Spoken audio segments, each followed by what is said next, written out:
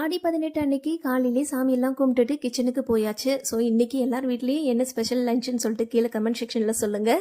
நான் வந்து இன்னைக்கு சிக்கன் ரைஸ் தான் வந்து பண்ணுறேன். இதுக்கு முன்னாடி சிக்கன் ரைஸ் நான் ட்ரை பண்ணது கூட இல்லை. இது எப்படி செய்கிறேன்னு பார்க்கலாம். ஃபர்ஸ்ட் வந்து சில்லி சிக்கனை பொரிச்சு அதை வந்து பொடி பொடியாக கட் பண்ணி வச்சுக்கிட்டேன். அதுக்கப்புறம் ஒரு கடாயில் எண்ணெய் சேர்த்துட்டு பூண்டு, பச்சை மிளகா, வெங்காயம் நல்லா வதங்கின பிறகு கேரட், முட்டை, கொசும் சேர்த்து அதையும் நல்லா ஓரளவுக்கு வதக்கிட்டு அதுக்கப்புறமா முட்டையை உடச்சி ஊற்றி அதையும் சேர்த்து நல்லா வந்து கிளறி விட்டுட்டேன். இது கூடவே நம்ம வந்து பீன்ஸ் சேர்த்துருந்தா ரொம்ப நல்லா இருக்கும்னு தோணுச்சு.